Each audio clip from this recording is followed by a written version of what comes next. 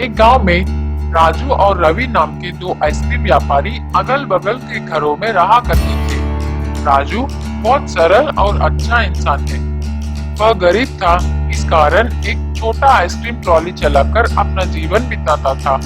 रवि घमंड और ईर्ष्या स्वभाव का था। राजू की उस छोटे ट्रक को देखकर उसका मजाक उड़ाता था। हर दिन सुबह राजू और रवि आइसक्रीम बेचने अलग अलग रास्ते में जाते थे। स्कूल का समय होते ही दोनों वहां पहुंचते थे। स्कूल के सारे बच्चे राजू के पास ही आकर आइसक्रीम खरीदते थे।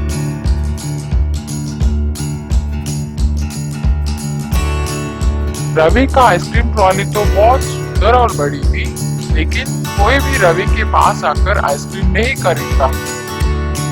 इतने में एक गरीब लड़का रवि के पास आकर कुछ खाने के लिए मांगता है।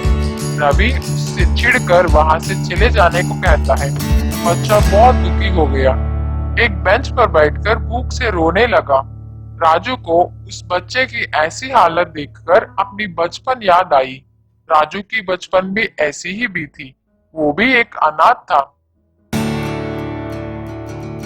राजू बच्चे के पास गया, उसे आइसक्रीम देकर खाने को कहा। पूछा, छोटू तुम्हारा नाम क्या है? तेरे कोई नहीं है क्या? बच्चा उदास होकर कहा, मैं अनाथ हूँ, आप मेरा नाम छोटू ही समझ लीजिए। राजू बोला, बेटा मैं तुम्हारा देखभाल करूंगा, तुम्हारी हर जरूरत को मैं पूरा करूंगा, स्कूल भी भेजूंगा, क्या तुम मेरे साथ चलोगे? छोटू बहुत खुश होकर राजू के साथ चला। इसी बीच में राजू अपने ट्रॉली का बात ही भूल गया।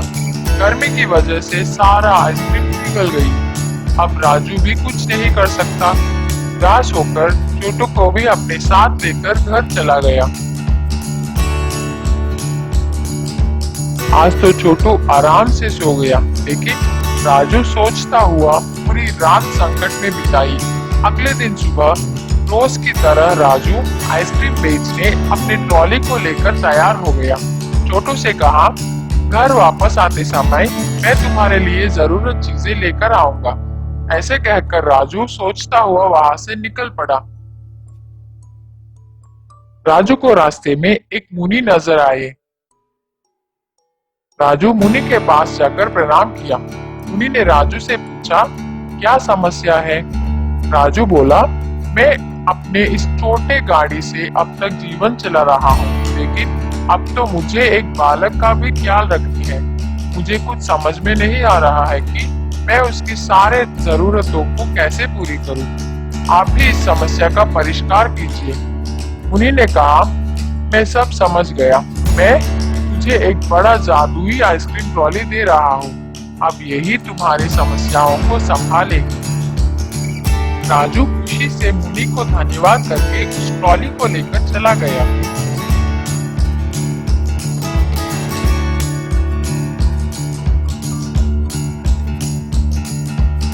रास्ते में आइसक्रीम भेजता हुआ जा रहा था। इतने में उसको शक लगा कि इतने सारे आइसक्रीम कहाँ से आ रहे हैं, मैं तो इतना नहीं लाया।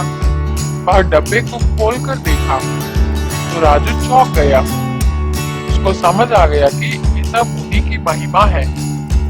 रोज की तरह राजू स्कूल के पास आ गया। रवि को राजू की इस नए ट्रॉली को देखकर जलन होने लगा। राजू को इस दिन अच्छा व्यापार हुआ, बहुत पैसे भी मिले। उन पैसों से राजू छोटू के लिए नए बैग, पुस्तक, कपड़े खरीदकर घर लौटा। छोटू बहुत खुश हो गया।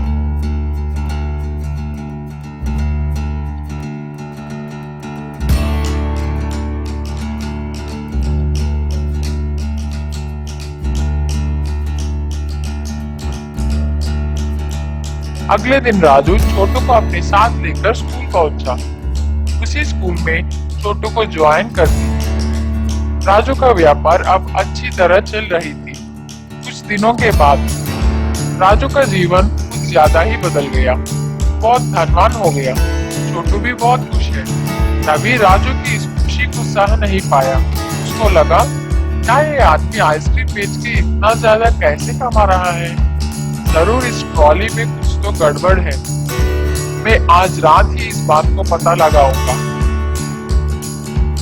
रात का समय सब लोग सोने के बाद रवि चुपके से राजू की आइसक्रीम ट्रॉली के पास आकर ट्रॉली के अंदर देखा।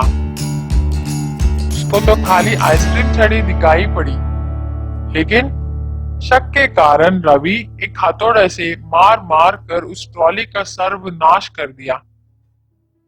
रवि को लगा कि कोई जाग गया है, वह तुरंत वहां से भाग गया। अगले दिन सुबह उठकर घर से बाहर आकर देखा तो वह चौंक गया। उसकी ट्रॉली तो टूट गई थी। रवि राजू की ट्रॉली को देखा, वह तो ठीक है। रवि अपना सर पकड़कर रोने लगा।